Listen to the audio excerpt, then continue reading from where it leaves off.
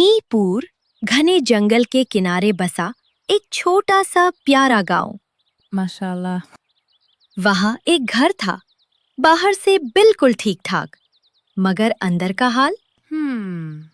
का हाल वही था जो उस घर की मालकिन का मिजाज था, यानी हर वक्त गर्म। उस घर में रहती थीं दो बहनें।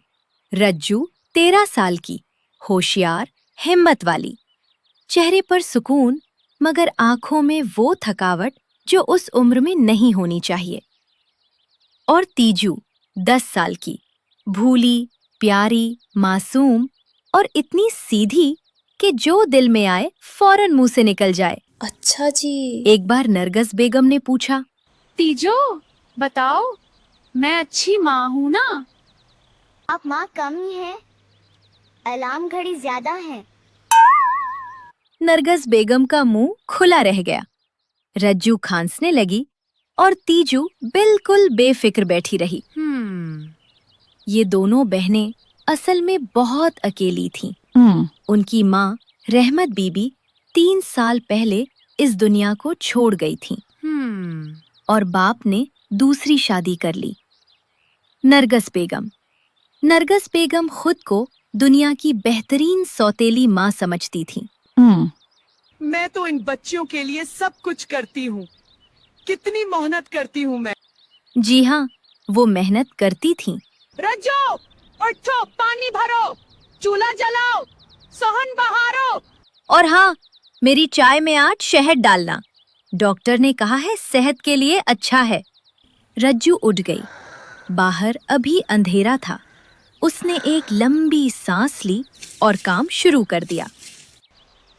आपी, मैं भी मदद करूं? नहीं तेजो, तुम सो जाओ। मगर आपी, आप अकेली। तेजो, मैं ठीक हूँ, तुम जाओ। रज्जू नहीं चाहती थी कि तीजू के नन्हे हाथों पर भी ये निशान पड़े। मजेदार। दोपहर को दस्तरखान लगा। नरगस बेगम के बच्चों के लिए पुलाव, कुरमा, रायता, मीठा और रज्जू तीजू के लिए एक रोटी। आखिर क्यों? लो खाओ, सिंपल खाना सेहत के लिए अच्छा होता आपके बच्चे भी सादा खाना खाता है? वो उनकी तबीयत मुख्तलिफ है। हमारी तबीयत क्या है? नरगस बेगम का ये खास हुनर था, जब जवाब ना हो तो उठकर चली जाओ। अच्छा जी। आपी, भूख लगी है? लो, मैंने खा लिया था। सच में आपी? हाँ बिल्कुल, तुम खाओगा। मगर सच ये था कि रज्जू ने कुछ नहीं खाया था। उसने अपनी भूख अपनी छोटी बहन की मुस्कुराहट में छुपा दी थी।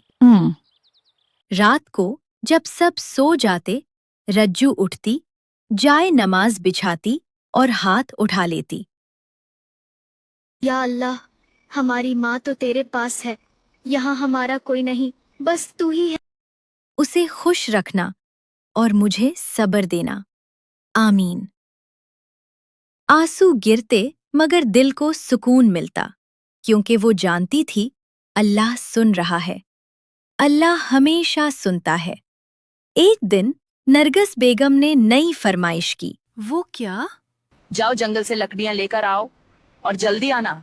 खाली हाथ आए तो आज रात खाना नहीं मिल। आपी, वैसे भी एक रोटी मिलती है, उसमें क्या फर्क पड़ेगा? तेजो, चलो। दोनों बहनें जंगल में निकल पड़ीं। घने दरख्त, ठंडी हवा, लकड़ियां इकट्ठी करते करते वो थक गईं। आपी, पाँव दुख रहे हैं, पेट भी खाली है और ये लकड़ियाँ भी भारी हैं। नरगिस बेगम खुद क्यों नहीं आती? क्योंकि उन्हें आराम करना है। किस चीज की थकान उतारती हूँ? इस सवाल का जवाब रज्जू के पास भी नहीं था। थोड़ा आगे चलकर दोनों एक जगह रुक गईं। वहां एक छोटा सा तालाब था। पानी बिल्कुल साफ, शीशे जैसा, जैसे आसमान जमीन पर उतर आया हो। अल्हम्दुलिल्लाह।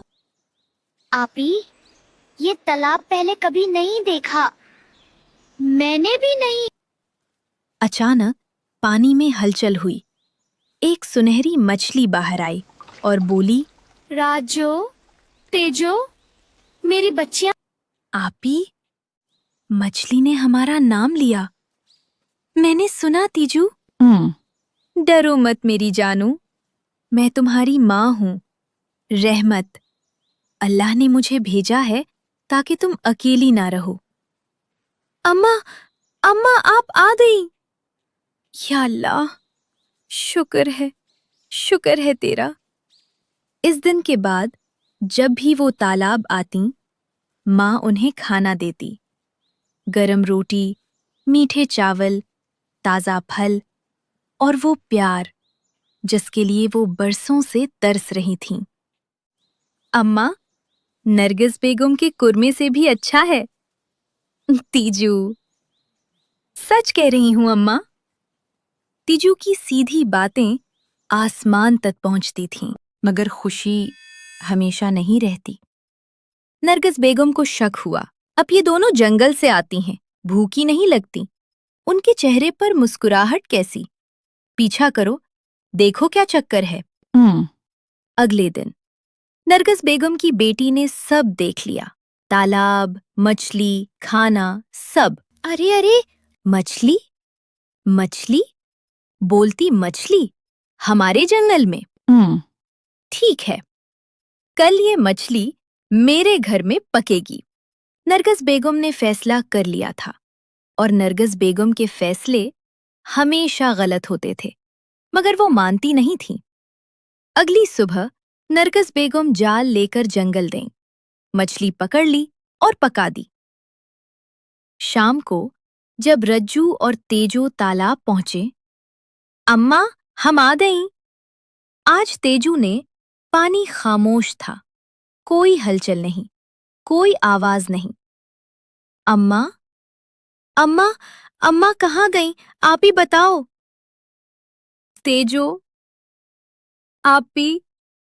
अम्मा को कुछ हुआ क्या? पहली बार रज्जू जोर से रो पड़ी। वो हिम्मत जो उसने हमेशा रखी थी, आज टूट गई थी। रात को रज्जू ने मछली की हड्डियां छुपा ली थीं। अगले दिन दोनों तालाब गईं। तेजो, हाथ लगाओ। आपी, ये क्यों? पता नहीं, बस दिल ने कहा। या अल्लाह, अम्मा ने हमारा इतना ख्याल रखा, अब उनका ख्याल तो रखना। आमीन, आमीन। कुछ दिन गुजरे, उस जगह से एक कौंपल निकली, फिर एक पौधा, फिर एक दरख्त, और एक सुबह, आपी आपी देखो, सेब। आपी, ये तो अम्मा के हाथ जैसा है। अम्मा, तुम यहाँ हो, हमेशा यहाँ हो। अल्लाह ने माँ को दरख्त ने भी जिंदा रखा।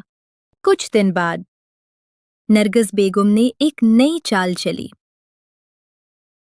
उन्होंने घर में चोरी का इल्जाम लगा दिया और उंगली उठाई रज्जू और तीजू पर। नरगिस बेगम, मैंने अपनी आंखों से देखा है, यही दोनों चोरी कर रही थीं। उन्होंने झूठे सबूत भी पेश किए और बाप के दिल में शक भर दिया। बस बहुत हो गया, निकल जाओ मेरे घर से। रज्जू और तीजू खामोशी से घर छोड़ दें। वही गांव के लोग जिन्होंने सब देखा था, उन्होंने एक नेक इंसान को खबर दी। चौधरी करीम, शरीफ, नेक दिल। चौधरी करीम ने दोनों बहनों को देखा, उनकी हालत देखी और फौरन फैसला कर लिया। आज से ये बच्चियां अकेली नहीं हैं, मैं उन्हें अपनी बेटियों की तरह रखूंगा। माशाल्लाह। इधर एक दिन बाप ने नरगिस बेगम को अपनी बेटी से बात करते हुए सुन लिया। नरगिस बेगम, अच्छा हुआ हमने उन्हें घर से निकाल दिया, वरना सारी जायदाद उन्हीं की हो जाती। अच्छा जी। बाप की आंखें खुल गईं, सच सामने आ गया। नरगिस, तुमने जुल्म किया है, मैं तुम्हें तलाक देता हूं। अरे अरे, नरगिस बेगम अकेली रह गईं। वही तन्हाई जो उन्होंने दूसरों को दी थी, अब उनका मुकद्दर बन गई। बाप फौरन चौधरी करीम के पास गया, हाथ जोड़कर माफी मांगी। مجھے معاف کر دے، میں اپنی بیٹیوں کو واپس لے جانا چاہتا ہوں۔ رجو اور تیجو اپنے باپ کے ساتھ واپس آ گئیں، لیکن اس بار محبت کے ساتھ، عزت کے ساتھ۔ صبر کرنے والوں کو اللہ کبھی اکیلا نہیں چھوڑتا، اور ماں کی دعا مرنے کے بعد بھی اولاد کا ساتھ نہیں چھوڑتی۔ جو ظلم کرتا ہے وہ ایک دن اپنے ہی ظلم کے بوجھ تلے دب جاتا ہے۔